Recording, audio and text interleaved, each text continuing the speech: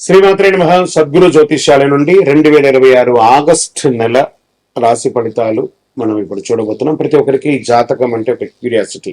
ఇది నాకు ఎలా ఉంటుంది, ఆరోగ్యం బాగుంటుందా, ఉద్యోగం బాగుంటుందా, వ్యాపారం బాగుంటుందా, నాకు వివాహం అవుతుందా, ఉద్యోగం ఉంటుందా, ఉన్న ఉద్యోగం పోతుందా, లేదా విదేశాలకు వెళ్తానా, ఇన్ని సమస్యలతో ఉంటారు. ప్రతి ఒక్కరు కూడా గుర్తుపెట్టుకొని మేము చెప్పే ఈ జాతకం గోచార గ్రహస్థితులను దృష్టిలో పెట్టుకొని యూనివర్సల్ గా చెప్పడం జరుగుతుంది. అది మీ వ్యక్తిగత జాతకానికి ఒక 30% మాత్రమే వర్తిస్తుంది. మీ యొక్క వ్యక్తిగత జాతకం తెలుసుకోవడానికి మీ పరిసర ప్రాంతాల్లో ఉన్నటువంటి గురువుని సంప్రదించి తెలుసుకోండి. లేదా మా ద్వారా జాతకం తెలుసుకోవాలి అని అనుకుంటున్నారా? కనబడుతున్నటువంటి డిస్ప్లేలో కనబడుతున్నటువంటి ఈ యొక్క నంబర్కి మీ పేరు, date of birth, time of birth, place of birth WhatsApp చేయండి. మా అడ్మిన్స్ మీకు రిప్లై ఇస్తారు. మళ్ళీ చెప్తున్నాను, జ్యోతిష్యం జాతకం అనేది పడుతున్న వర్షానికి ఒక గొడుగు మాత్రమే, కానీ జ్యోతిష్యం జీవితం కాదు. మీరు మిమ్మల్ని నమ్మండి, మీ ఇష్టదేవాన్ని నమ్మండి, కులదేవాన్ని నమ్మండి. జ్యోతిశాస్త్రరీత్యా ద్వాదశ రాశుల్లో 11వ రాశి అయినటువంటి కుంభరాశి మిత్రులారా, 2026 ఆగస్టు నెల మీకు శుభ ఫలితాలు ఎలా ఉన్నాయంటే, శని భగవానుడు బాధ్యతలు పెరిగిన ఏళ్ళనాడు శని క్రమశిక్షణతో పనిచేసే అవకాశాలున్నాయి. గురుగ్రహం అనుకూల దృష్టి, సూర్య సప్తమ స్థాన ప్రభావం, బుధుడు శుక్రుని ప్రభావం ఉంటుంది. మార్పులు, అవకాశాలు, ఆర్థిక స్థిరత్వం వచ్చే అవకాశాలు బాగున్నాయి. ఈ నెలంతా కూడా కాస్త ఆర్థికంగా బాగా షఫల్ అవుతారండి. మీరు డిస్టర్బ్ కూడా అయ్యే అవకాశాలు బాగా ఉన్నాయి. ఆర్థికంగా పాత బాకీలు మొండిగా ఉంటాయి. కుటుంబ అవసరాల కోసం ఖర్చులు పెరుగుతాయి. నిలవ ఉన్నటువంటి వస్తువులు, బంగారం తాకట్టు పెట్టే అవకాశాలు ఉంటాయి. కొన్ని మాటలు తప్పే అవకాశాలు ఉంటాయి. ఏంటి గురుగారు ఇలా చెప్తున్నారు అంటే, అవునండి, కుంభరాశి మిత్రులు చాలా జాగ్రత్తగా ఉండాల్సినటువంటి ఒక నెల. అన్నదమ్ములు, అక్క చెల్లులతో వైరం అంటే ఎంత ఘోరమైనటువంటి వైరం వస్తుందో అంత వైరం వస్తుంది. జాగ్రత్త పడండి. మాటలు అదుపులో ఉంటే చాలు. వైరం వస్తుందా అని అంటే మనం మాట్లాడకుండా ఉంటే కూడా వైరాన్ని మనం అవాయిడ్ చేసే అవకాశాలు బాగా ఉన్నాయి. జాగ్రత్త పడాలి. ఆర్థికమైనటువంటి లావాదేవీలు షూరిటీ పెట్టడం, లేదా మీరు బ్యాంక్ లో మీ చెక్ బౌన్స్ అవ్వడాలు, లేకపోతే బ్యాంక్ నుంచి ప్రెషర్స్ రావడాలు, ఇవన్నీ కూడా చాలా జరుగుతాయి. ఇంకా ఉద్యోగం చేసే ఉద్యోగస్తులకి ఉన్నతాధికారుల నుంచి బాగా ప్రెషర్. అసాంఘికమైనటువంటి కార్యక్రమాలకు వెళ్ళకండి. కొత్తగా ఉద్యోగం కోసం ప్రయత్నం చేసిన వాళ్ళకి జాగ్రత్త. ప్రైవేట్ రంగంలో వాళ్ళకి లే ఆఫ్ అయ్యే అవకాశాలు ఉన్నాయి. జాగ్రత్త పడండి. కొత్త అవకాశాలు నవంబర్ తర్వాత మీకు సృష్టించే అవకాశాలు చాలా బాగున్నాయి. ఉద్యోగం మార్పు లేదా స్థానచలనం అయ్యే అవకాశాలు కూడా ఉన్నాయి. ఇంకా విదేశాల ఉద్యోగం చేసేవారికి అద్భుతమైనటువంటి అవకాశాలు ఉన్నాయి. మీరు ఎన్నో రోజుల నుంచి ఎదురు చూస్తూ ఇబ్బంది పడుతున్న కొత్త ఉద్యోగాల కోసం ఎదురు చూపుతున్న వాళ్ళకి నవంబర్ తర్వాత వచ్చే అవకాశాలు బాగా ఉన్నాయని చెప్పొచ్చు. ఐటీ, సాఫ్ట్వేర్, టెలికమ్యూనికేషన్, పరిశోధన, డేటా అనలిస్ట్, బ్యాంకింగ్, ప్రభుత్వ సేవల్లో, ఎన్జిఓ రంగాల్లో ఉన్న వాళ్ళకి కొంచెం మిశ్రమ ఫలితాలు ఉన్నాయి. విదేశీ కంపెనీలు పనిచేసే వారికి కొత్త ప్రాజెక్టులు కొంచెం ఆలస్యం అయ్యే అవకాశాలు ఉన్నాయి. వ్యాపారస్తులకి కొత్త ఒప్పందాలు, కొత్త కస్టమర్లు, బాగా కష్టపడి మీరు పుల్లింగ్ చేయాలి. Technology, e commerce, electronic consultancy, software, online సేవల రంగంలో ఉన్న వారికి కాస్త ఊరట. భాగస్వామ్య వ్యాపారంలో జాగ్రత్త. ఇంకా షేర్ మార్కెట్ అస్సలు ముట్టుకోకండి.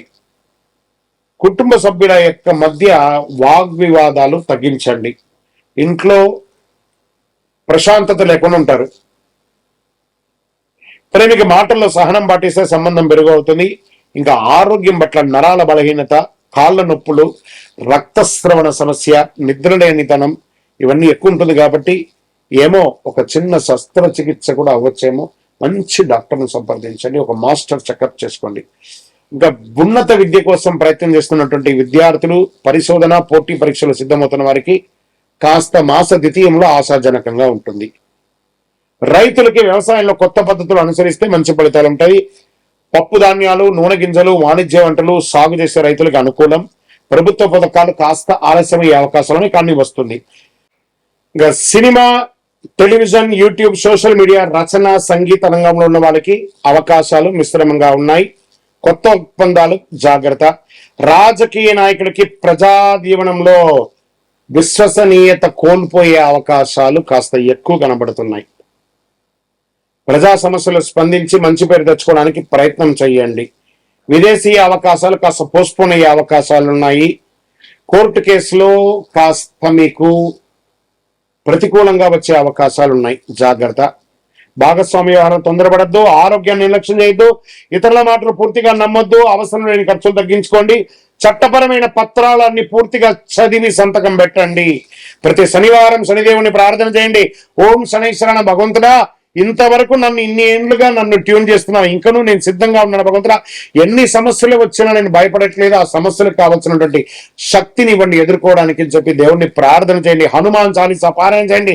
నల్ల నువ్వుల నూనెతో మీ వయస్సు ఎంత ఉందో అన్ని దీపాలు వెలిగించండి, నల్ల నీలం లేదా నల్ల వస్త్రాలు ధరించండి, చెప్పులు దానం ఇవ్వండి, ఇనుప పాత్రలు ఇవ్వండి, దేవాలయాల్లో దీపాలు వెలిగించడానికి నూనె ఇవ్వండి, అన్నదానం చెయ్యండి, నీలం రంగు ఊదా రంగు ధరించడానికి ప్రయత్నం చేయండి.